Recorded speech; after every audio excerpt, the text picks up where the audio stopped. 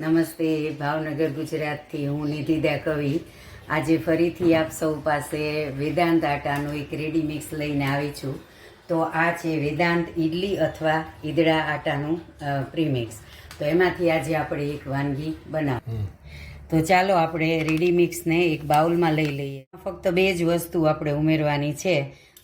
1 table spoon જે થોડુંક પાણી, એટલે મીઠું ને બધું નાખેલું જ છે. અને આપણે ઈદડા જ બનાવવાના છે, એટલે આમાં જોઈતું પાણી ઉમેરી અને આવી રીતે એક ખીરું બનાવી લેવાનું છે. અને આપણે ઈદડા આમાંથી બનાવીએ છીએ, એટલે ફક્ત તેલ અને પાણીથી જ આ બની જશે. બાકી બધું નાખેલું જ છે અંદર. જોઈતું પાણી ઉમેરી અને એક જ દિશામાં એને 2 થી 3 મિનિટ સુધી ફેંટવાનું. તો હવે આપણે પ્રીમિક્સને ખીરાને આમાં રેડી દઈએ છીએ થાળીમાં, કે જે મેં ગ્રીસ કરેલી છે. અને ઈદડા છે એટલે આપણે બીજું કાંઈ ઉપર નથી ભભરાવતા, ફક્ત થોડા તલ અને મરી પાવડર ભભરાવ. તો આ થોડા તલ અને મરી પાવડર. હવે આપણી થાળી તૈયાર છે.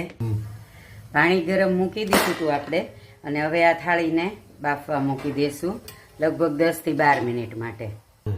તો આપણા ઈદડા થઈ ગયા છે, જોઈ શકો છો એકદમ મસ્ત રીતે ફૂલીને સરસ થયા છે. હવે આપણે એનો વઘાર કરશું.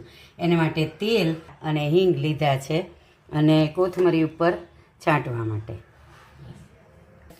આપણો વઘાર તૈયાર થઈ ગયો છે, એને આપણે ઉપર છાંટી દઈશું. થોડીક કોથમરી ભભરાવી છે અને આ વઘાર રેડીએ છીએ, એટલે આપણા ઈદડા તૈયાર.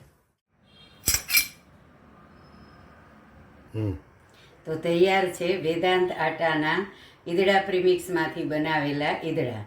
જોઈ શકો છો ખૂબ જ સુંદર સ્પોન્જી થયા છે, અને એને મેં દહીં સાથે ચટણીમાં સર્વ કર્યા છે. Thank you.